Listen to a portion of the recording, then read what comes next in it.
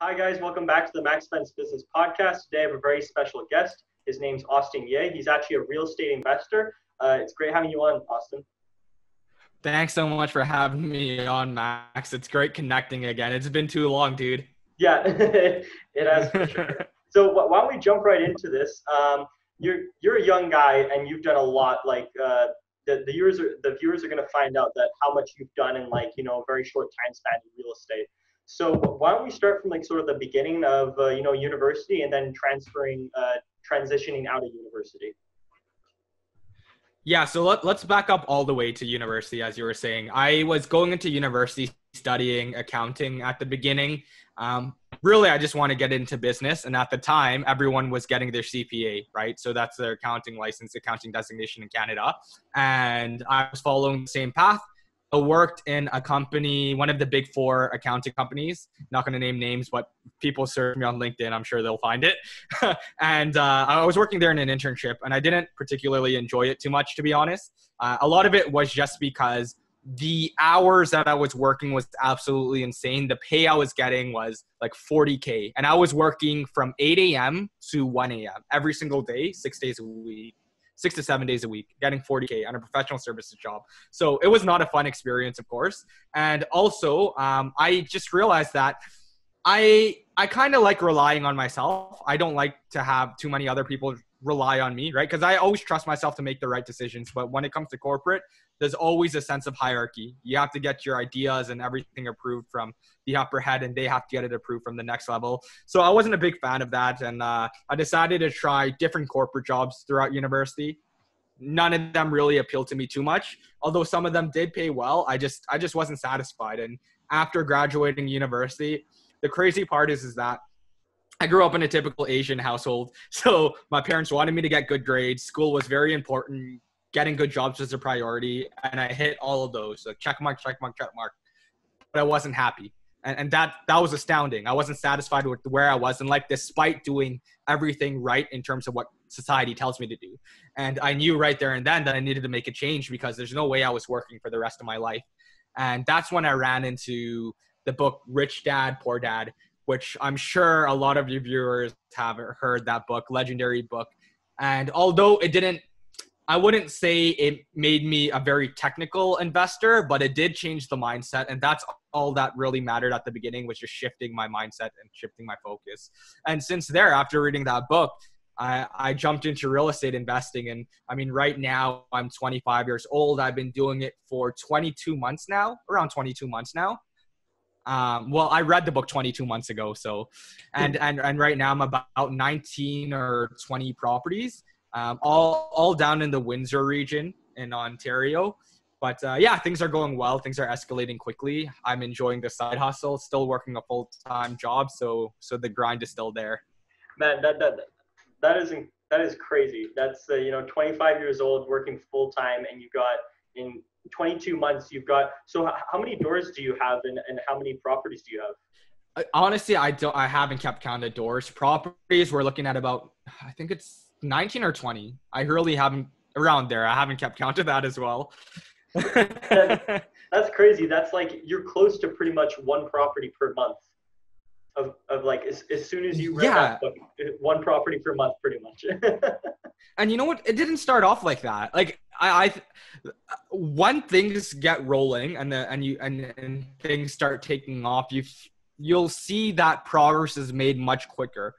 But the first couple of months, you're not going to see much progress. It's going to be a slow, gruesome process. But if you can overcome that, and this is with any business, I don't want to say this is with real estate, this is with even a startup.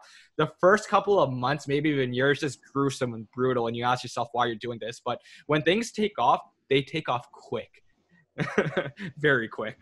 Yeah, that is very true. Like in your case, I've talked to you previously, and so let's actually jump into that for the viewers. So Rich Dad Poor Dad got you into real estate, and then how long after that would you say that you actually bought your first investment property? Yeah, so that was August 2020 now, right? So 2018 was when I read Rich Dad Poor Dad, and that really got my mind thinking into building passive income. And then in terms of the investing side of things, real estate was the first thing that came to my mind. I went on YouTube, searched up Canadian real estate investing, and found there's a local real estate community on Ontario of YouTube influencers that invest in real estate. Watched their videos, educated myself, and pretty much I jumped into it in September 2018, and that was very soon. So that was a month timeline apart. I had about $40,000 saved. That could not buy anything in Toronto, not a parking space, like nothing, maybe not even a garbage can. So I had to look at other markets, and the most affordable one at the time, still pretty affordable now, was the Windsor market, which is about a 4-hour drive from Toronto. I didn't let that hinder me, but I'll be frank, the first property was an absolute mess. It was insane. Everything that went wrong, and I wasn't prepared. But I took that as a learning experience, you know, and second, third, fourth property, I picked up on that. So I'll give you an example, actually. After reading Rich Dad Poor Dad, watching a couple of videos, ended up going to Windsor down in September 2018. First time down at Windsor ever was with my dad. Contacted the first real estate agent I ever met. How did I meet that agent? I just went on realtor.ca, clicked on a property, and contacted the agent. So zero research done into that. So we're already off to a bad start, because generally you want to invest with an agent who understands the investing side of things, right? I didn't do that due diligence. Went down to Windsor. They showed me 5 or 6 different properties. Pretty much said, your pick, which one? And I didn't know anything then. And I thought it was normal to just buy a property after viewing it the first day. So I told them to give me 1 or 2 days, and I felt pressured to buy something. So I ended up buying a property down there, the cheapest one that I could afford, which was a single family house for, believe it or not, 130 grand. So, wow. I mean, that's pretty cheap, right? Yeah. So about 26K in down payment, I think. So like not too much, but, when I looked at the property, I just thought they needed about 10K worth of work. I'm not a contractor. I pulled that number out my ass. I don't even know where I got the 10K from, to be honest with you. Then I went back. I grinded out research, because I knew I had a property under contract at this point. Now I got to get my stuff together. So I went out networking in Windsor, found a meetup there, went up down there, met different people. I started reading more books, listening to podcasts, and just educating myself, getting myself really indulged in real estate. Then I visited the property the second time. Okay. So before closing, I went down to take a look at the property again, and it was a lot more than when I first walked in there, because I wasn't aware. When I walked in there, I thought everything was cheap. But when I went in there the second time, I realized, like, this is a big project. I don't know what I was thinking when I first walked in there and said it was 10K. So I spent double the budget on renovations. And also there were a lot of unforeseen things that came up. The contractor was screwing me over. Of course, my agent screwed me over. And I didn't have enough money to fund it. I only had 40K. So I had to ask my parents. And my parents are both blue collar laborers, right? So they're working pretty much minimum wage jobs. So it's not easy to ask someone who is not making a lot for money to borrow. And I have to ask money for my girlfriend as well, to help finish the renovations. When all was said and done, luckily, I was about 50 to 55 grand in the property, which doesn't sound like a lot. But if you only have 40K, that's pretty much everything you own, plus an extra 15K that you don't have.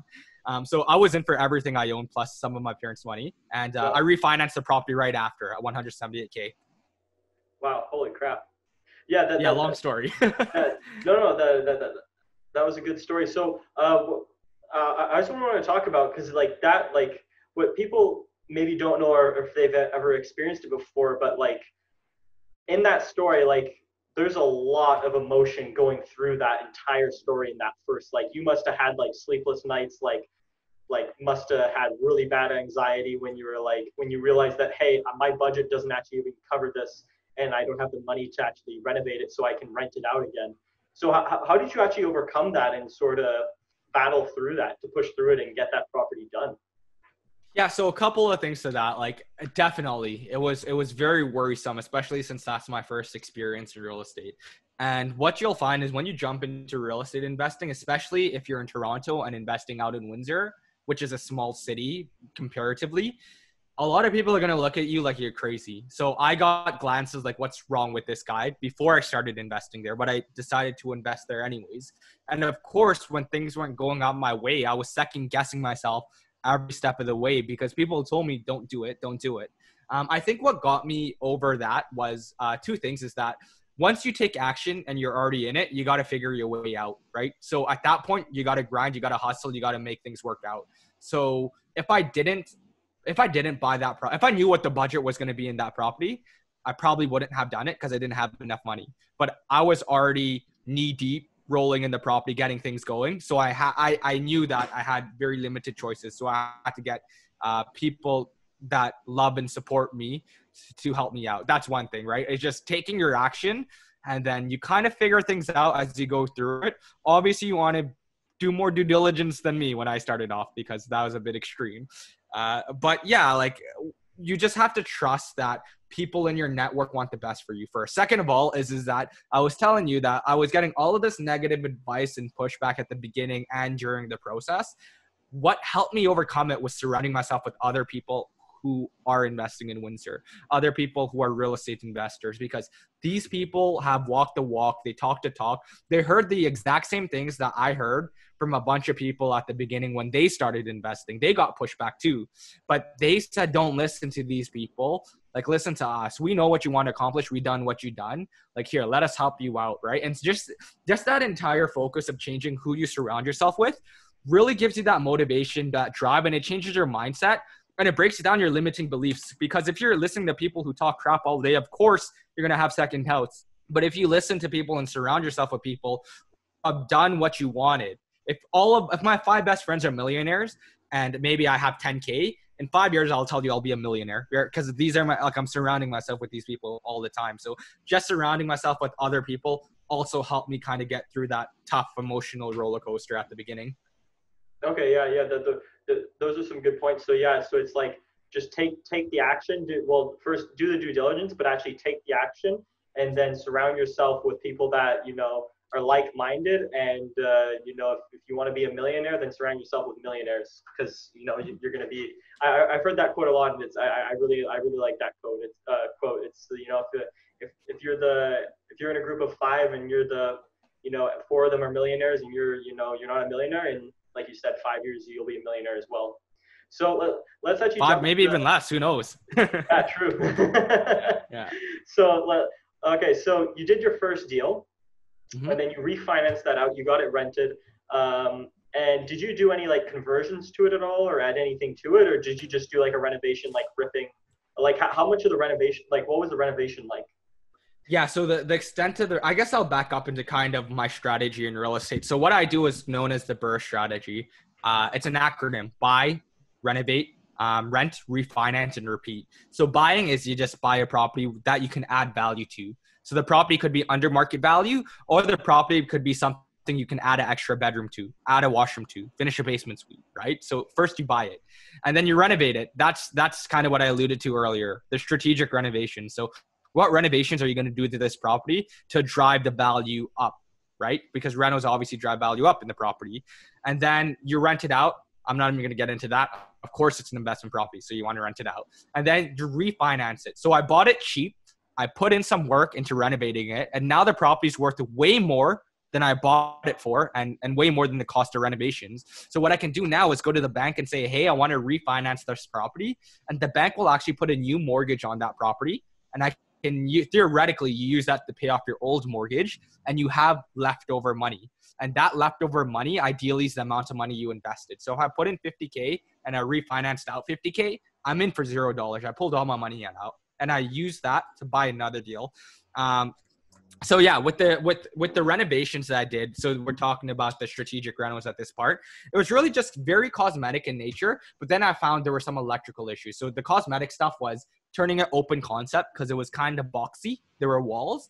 And of course, just knock down the walls, turning things open concept makes a world of a difference. You're looking at your paint job. Paint adds the most value to a property. Your flooring, kitchen, because kitchens are what sells, and washroom. And then I had some minor electrical work as well. I wasn't anticipating that. But it is what it is. So that spent a couple of thousand replacing that. But nothing too extreme with the first property, really. Okay, nice. So, okay, so you do that, you do the burst strategy, then you refinance your money out, and then what did you do after that? You just went into, you started looking for your second deal?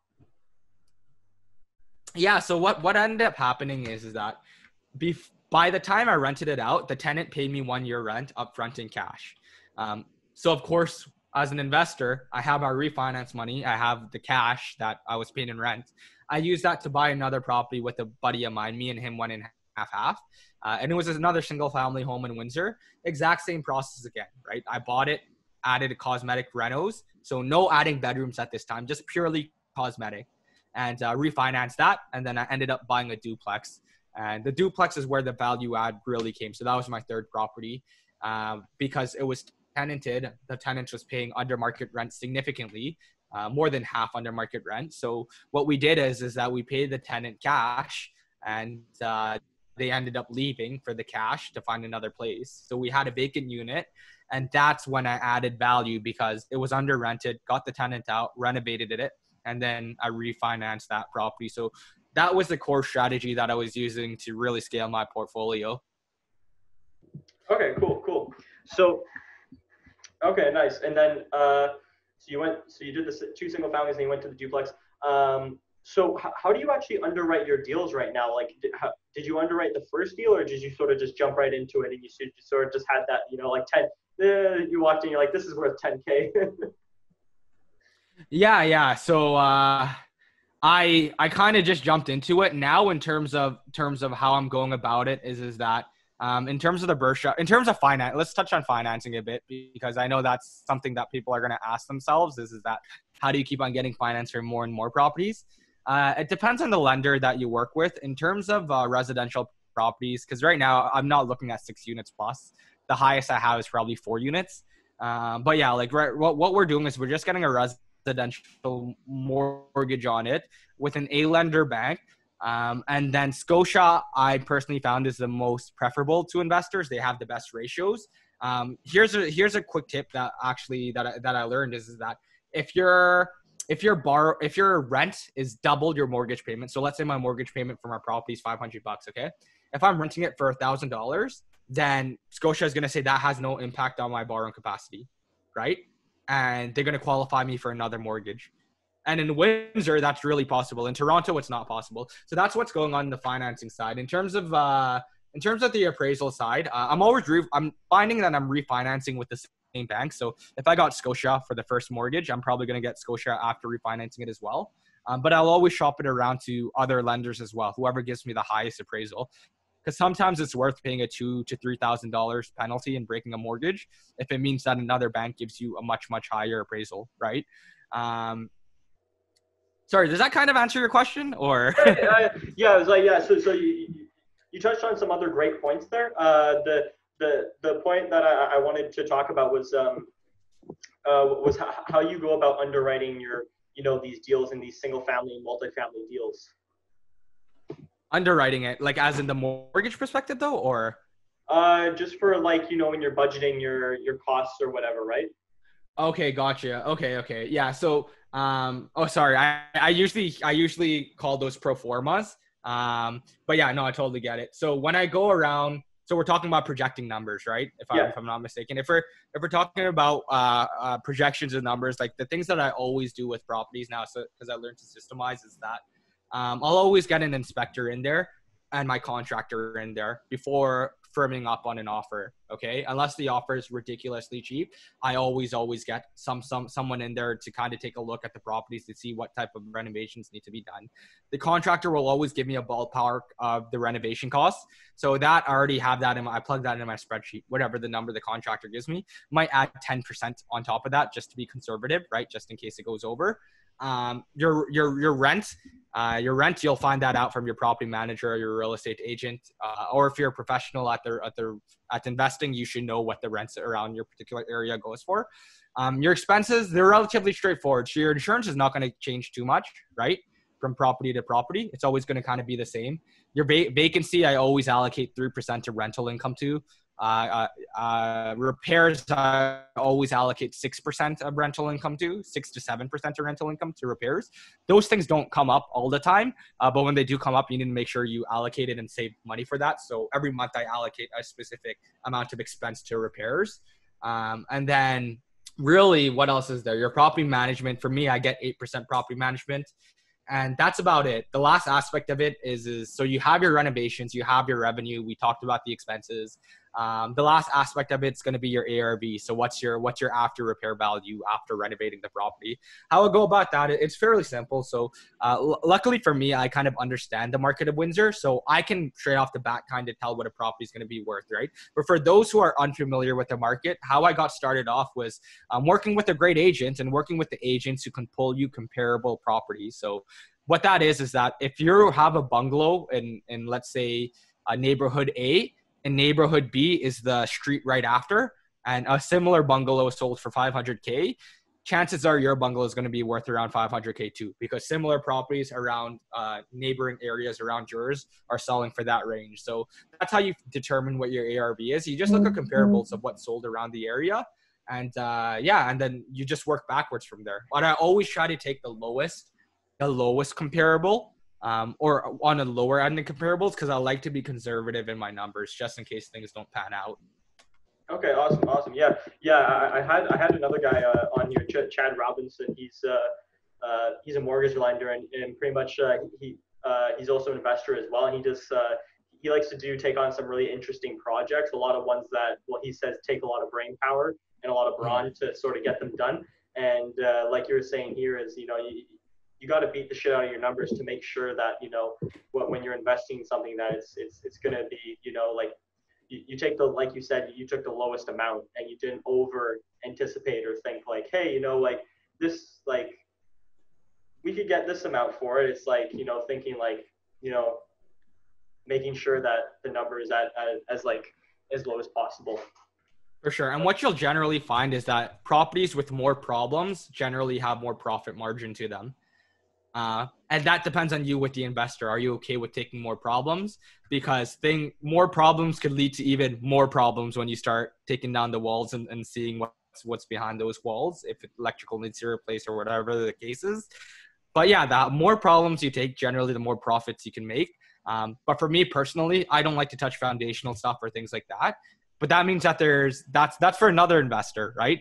Just find out what you're comfortable with. If you just want cosmetic renovations, then go for it. It's fine. You're probably not going to get the highest returns from just your cosmetic lifts, but it's what you're comfortable with as an investor. That's how I started off. Obviously, I evolved since then, but we all got to start somewhere. Yeah, true.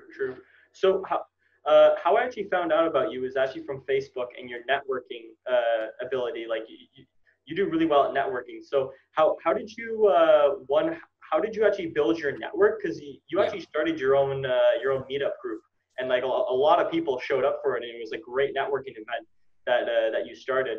And then also too is how do you go about finding deals?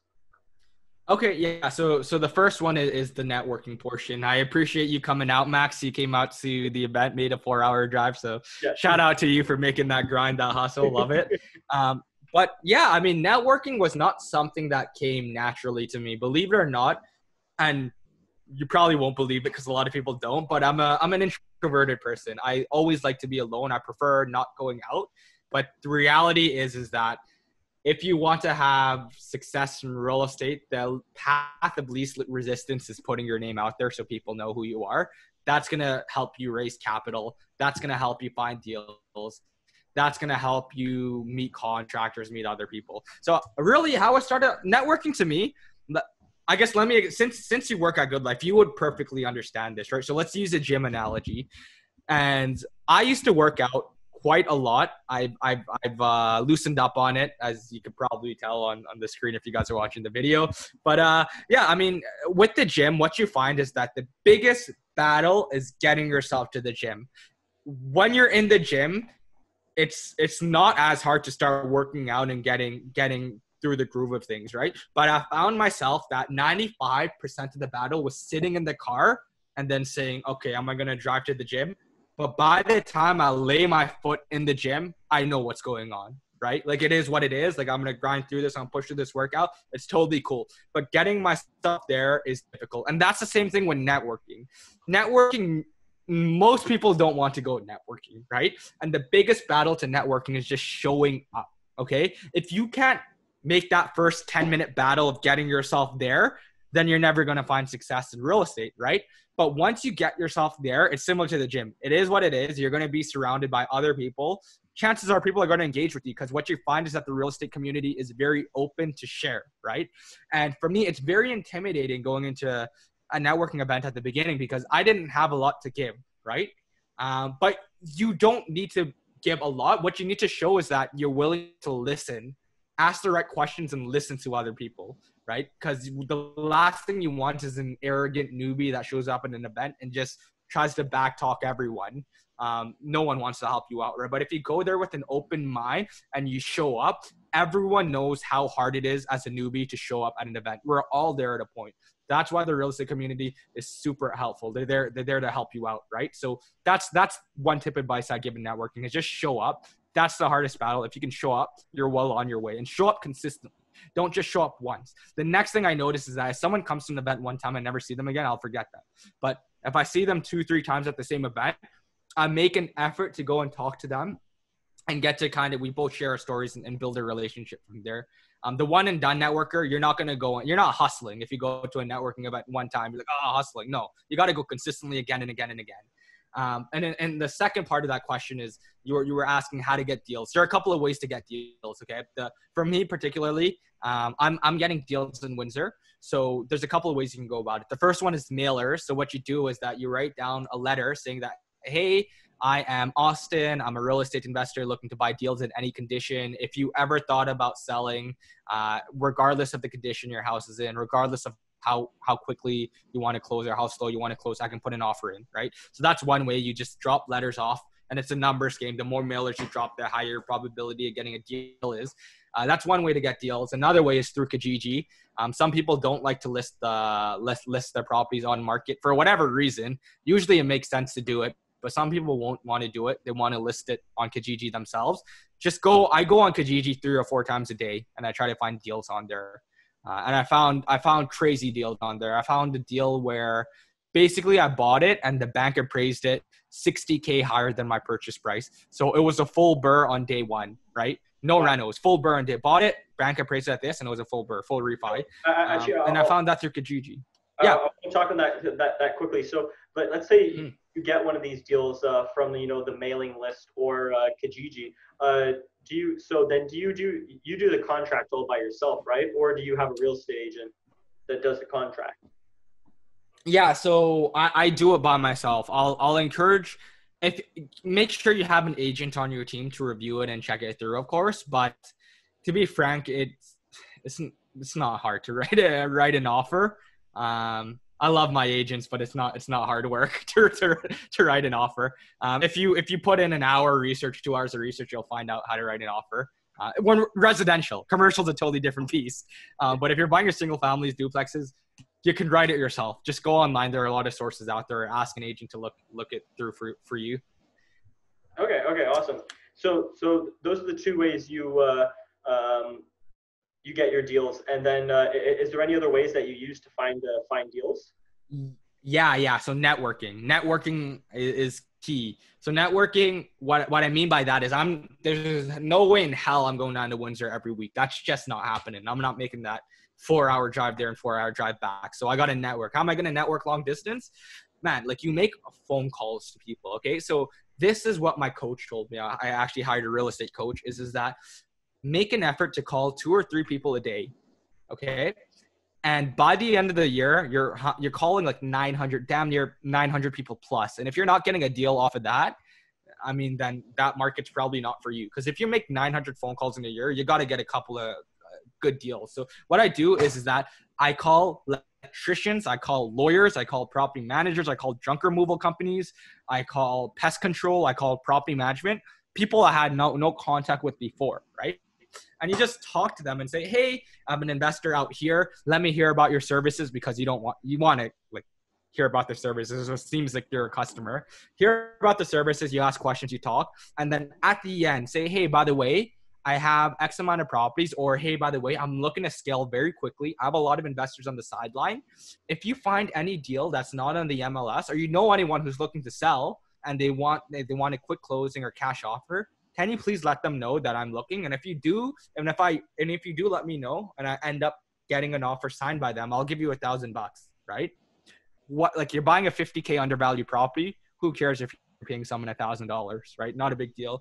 But networking is also a key way. But those are really the major ways I go about finding the deals. Of course, on the MLS, you'll find the odd deal every now and then, but mostly for off market, that's what I've been doing. Okay, awesome. And is that where you've got the majority of your properties right now from? Yes, that's where I've gotten the majority of my properties from. And I'll find the odd property on the MLS every now and then, but I check the MLS 2 or 3 times a day as well, right? So okay, wow. Consistently, yeah. Those are the ways for sure. So okay, yeah. So just consistently keep looking, putting your company and your brand out there, saying like, hey, I'm looking to buy property. Consistently is a huge thing to find those deals, right? Yeah, you got to tell everyone. You have to tell everyone. So let's actually. So we've touched on the underwriting, we touched on finding deals, we touched on networking. I know that you when you first started, you actually did attract capital because you got capital from your parents and you got capital from your girlfriend. Yep, so yep. Your first deal, you actually did attract capital. So how have you been attracting capital on other deals? Sure, yeah. So for the first deal, definitely did more so to my head. If you guys don't give me the capital, I'm going bankrupt. Luckily, that's not what the case has been now. How I go about attracting capital, I put a big emphasis on branding. So what I'll tell you is that real estate is a business, and the most important way to drive revenue into any business is marketing. And whether that marketing be word of mouth, whether that be Instagram, Facebook, LinkedIn, I go about creating a social media brand. So a lot of the things that you see me doing, there's kind of marketing at the back of my head when I'm thinking through it. So what I do is that I post regularly on Instagram. I document my journey. I share everything that I'm doing. I share the pros and the cons of real estate. I teach people for free without wanting anything in return. Kind of just like you're just out there to help the community, essentially, right? Being a good person. And this is the same with YouTube. I made a couple of YouTube videos. I don't do it anymore. Post on Facebook. I write LinkedIn articles, and I'll tell you those LinkedIn articles take me like 2 hours plus. It's a lot of time that's dedicated into that, but you're just educating other people on what you do, or what real estate investing is, how it's a powerful tool. And you start slowly branding yourself as a real estate expert, right? When I started off, I wasn't really talking about anything too deep because I was a new investor. I didn't know anything. So when I started off, it was more so documentation of what I was doing on a day-to-day basis. Whether it was wrong or right, I didn't know any better, but just documenting, putting an effort out there. And then as I slowly went to a networking event, I would be like, hey, at this networking event, blah, blah, blah, blah, met this person, met that person. This is what I learned in this networking event, like XYZ, right? So whatever I learn, I'm just throwing it back out there. So slowly I started to position myself as the expert, started positioning myself as a young hustler, someone who was going out there grinding all the time, trying to get real estate deals, making things work. And then I started recording my numbers. Like this is the numbers for my first property. This is the numbers for my second property. This is the numbers for my third property. And then the third step is making yourself like very credible. And that's through a number of ways, right? That could be through a podcast. So by you hosting this podcast, you're seen as a credible business figure. If I was to hold a podcast, I'd be seen as a credible figure as well. So holding a podcast, organizing a meetup, which I've done as well. At the time I organized the meetup, I had 3 or 4 properties. So that wasn't an insane amount by any means, but it gave me that authority, that authoritative figure, right? Giving free ebooks, right? So write a PDF, write an ebook, get it out, making a free course. You got to do something that now puts you in a position of authority to really show that you know what you're doing. And by pushing all of those different levers, documenting, taking advantage of social media, writing articles, all on different platforms, giving free products, organizing events, this, that, and the third. By nature, I started raising capital because I was seen as a real estate expert, especially in the market of Windsor. And that's with any business. If I was to start off from scratch in any business, I'm going to dedicate most of my time to marketing, right? But that doesn't mean pushing sales to your face. Marketing as in building a brand for yourself, making yourself a credible person. And that's how I see a lot of people actually start raising capital in real estate, is their credibility, right? Real estate is not, no one's going to give you $100,000 just like that. They need to trust you and they need to like you first, right? If they trust you and they like you, then they feel more enticed to give you the money. So I mean, like, fortunately for me, I've always been fully transparent. I've always given without asking for anything in return. And it just ended up working out for me. Okay, awesome. Yeah. Those are some absolutely great points you had there. So let's actually jump to. I know that we're coming to the end here, but what are actually your future goals and future projects do you have in mind? Like how far do you want to take this? Like, you've scaled very quickly in the residential space, in the 1 to 4 unit range, very very quickly in 22 months. Mm-hmm. So I think that if you keep going and you're doing what you're doing, I think you're going to be very successful in the future. So what are sort of your goals, and where do you want to sort of take this and take your company? Yeah, so I want to take this all the way so I can leave my job. That's why I'm in this real estate business, right? Is to create a lifestyle that I thoroughly enjoy. So I think the short-term goal for me is to generate enough, one, passive income, and two, passive income through rental investment, obviously. And two is having enough of a cash reserve for me to justify leaving my job. And then shortly after that, of course, I'm going to still focus on growing the portfolio, but not at the rapid pace that I was in the first couple of years investing. I'm going to grow it at a more sustainable pace, because believe it or not, but when you buy 22 properties or like 20 properties, in 22 months, it can take a toll on you. It can take a huge mental drain on you. And it definitely has for me as well. But I do enjoy it as well. So in the short term, leave the job, transition into real estate full-time, and grow at a more slower, steady pace. Hopefully jump into some of the bigger... Sorry. Audio better? You hear me? I dropped the mic. All good. All good? Cool.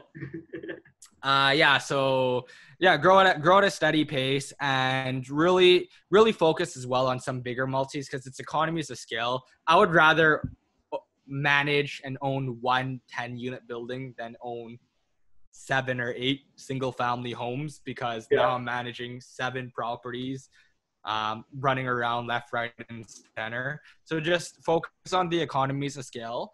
And then long-term is systemize, because the purpose of real estate is to get a lifestyle you want. I find that too many people focus on the number of doors and number of units they have. Why did you get into real estate the first time? To have a great lifestyle. If you don't have your systems, if you don't hire out property management or get your own in-house property management, you're going to be managing it yourself all the time. You're not going to be able to travel, go on vacation, and enjoy yourself. For me, life is too short for me to be working all the time. That's my personal opinion. I know some entrepreneurs like the grind. That's totally fine. But for me, I'm doing this, do the grind now so I can enjoy life later. And I would like that later to be sooner. So like in the next couple of years. But yeah, that's what it's going to be all about. Scaling slowly and getting that early retirement lifestyle. Awesome. So what do you think you're going to do once you get enough passive income to quit your job and sort of, be able to live with be able to live with just cash flow? Yeah, I'll probably drink all day. No, I'm joking. But what am I going to do? That's a good question. I need to thoroughly think that through. To be frank with you, my first thought would be to chill a bit. But I know that I've heard from people who have retired early that when you chill a bit, you lose motivation very quickly. You build bad habits. So I probably travel, right? Probably do some things that are fun at the beginning so I can enjoy the fruits of my labor. And then when I get back to it, it's going to be back to real estate. It's going to be back to growing, but at a sustainable pace. But yeah, travel. I'm a huge advocate of traveling. I find that traveling, it just puts you in a different mindset, puts you in a different space. It gets you away from the entire Western culture. You're not as attached to social media and all of that when you're traveling. So I really do enjoy that. And yeah, like just enjoy life a little bit, right? And then after that, it's going straight back into real estate. I'm going to go back into marketing, going back into a bit of wholesaling in real estate, and then JVs again. I always think that's going to play some part in my life. but I'd prefer to have it as more of a balanced lifestyle. Okay, awesome. Well, yeah, those are I think those are goals that everybody wants to be able to travel the world at, like 20, 26, 27 years old, and just, have that freedom. So that's awesome. Well, thank you very much, Austin, for coming on the show. I actually look forward to, maybe in a couple months. Well, I mean, yeah, in a couple months, I would love to have you on again to talk about real estate, maybe dive into one of your deals more specifically, and sort of how you analyzed, how you attracted the capital for that deal. But yeah, Mhm. it was awesome having you on, man. Definitely. Yeah. No, it was fun, Max. Thank you so much for having me on, dude. It was nice catching up.